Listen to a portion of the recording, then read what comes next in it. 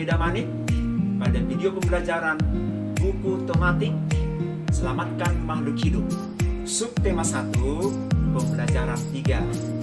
Mengidentifikasi perkembangbiakan vegetatif pada tumbuhan.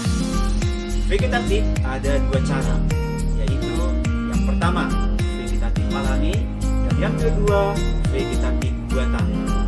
Nah, sekarang saya akan menjelaskan perkembangbiakan vegetatif alami. Mari kita ikuti video berikut ini.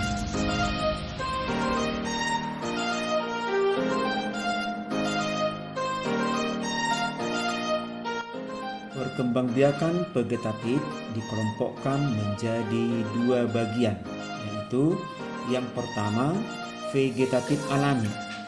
Vegetatif alami adalah perkembangbiakan tumbuhan tanpa bantuan manusia. Dan yang kedua adalah vegetatif buatan. Vegetatif buatan adalah perkembangbiakan tumbuhan dengan bantuan manusia.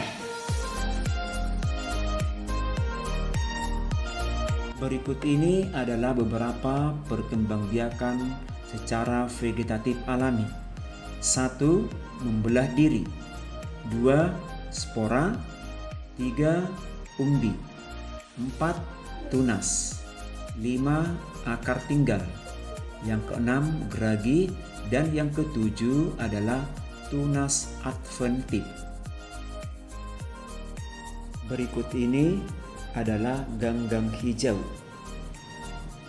Berkembang biak dengan membelah diri, atau dari satu sel menjadi dua sel dan seterusnya sampai terjadi berapa tumbuhan.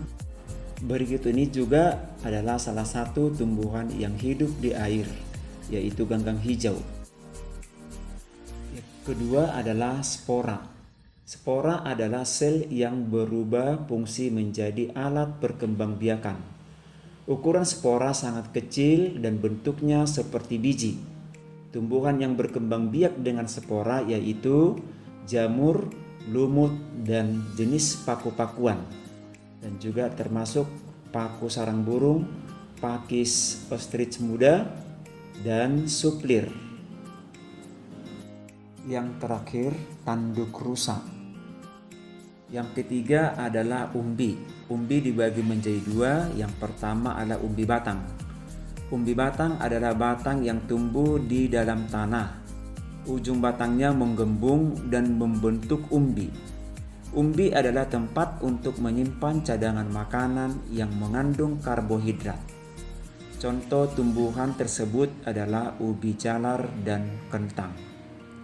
Yang berikut B. Umbi lapis. Umbi lapis merupakan lapisan daun berdaging dan berfungsi sebagai makanan cadangan.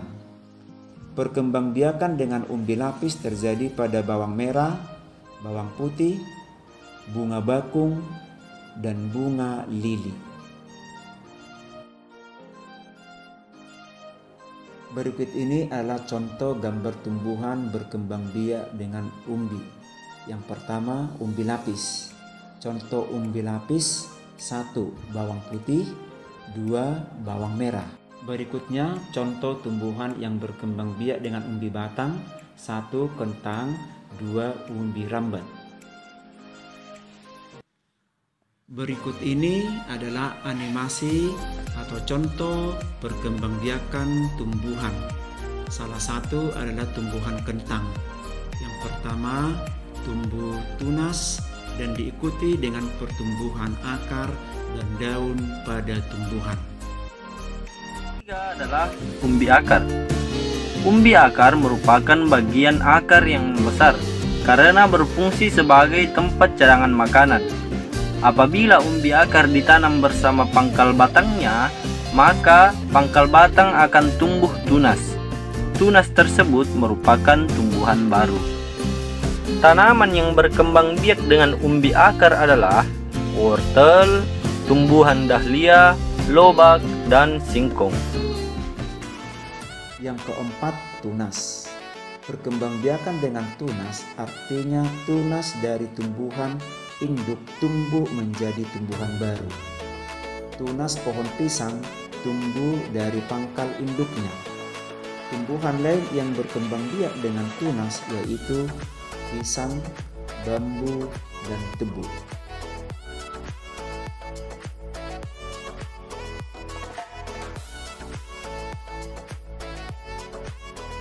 5. Akar tinggal atau disebut dengan rizoma. Akar tinggal atau rizoma adalah bagian batang yang tumbuh di dalam tanah berguna untuk menumbuhkan tunas baru. Contoh tumbuhan yang berkembang biak dengan akar tinggal yaitu kunyit, temulawak, jahe, alang-alang, dan lengkuas. 6. Geragi atau stolon. Geragi adalah batang yang tumbuh di atas tanah atau di dalam tanah.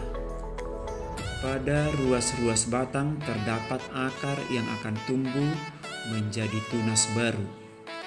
Geragi yang tumbuh di atas tanah terdapat pada tumbuhan semanggi, stroberi, arbei, dan pegagan. Geragi yang tumbuh di dalam tanah terdapat pada tumbuhan rumput teki.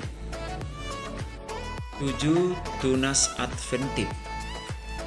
Tunas adventif dapat ditemukan pada bagian tepi daun atau akar tumbuhan. Tunas adventif adalah tunas yang tumbuh selain pada ujung batang daun dan juga pada ketiak daun. Tumbuhan yang berkembang biak dengan tunas adventif antara lain sukun, kesemek, dan cocor bebek. Sukun dan kesemek memiliki tunas adventif pada akar, sedangkan cocor bebek memiliki tunas adventif pada daun. Nah, tadi kita sudah mempelajari tentang video perkembangbiakan tumbuhan secara vegetatif alami. Nah, mudah-mudahan apa yang sudah kita saksikan tadi dalam video pembelajaran hari ini bermanfaat bagi kita. Akhirnya Pak Guru ucapkan terima kasih dan salam sehat. Sampai jumpa kembali di video pembelajaran berikutnya.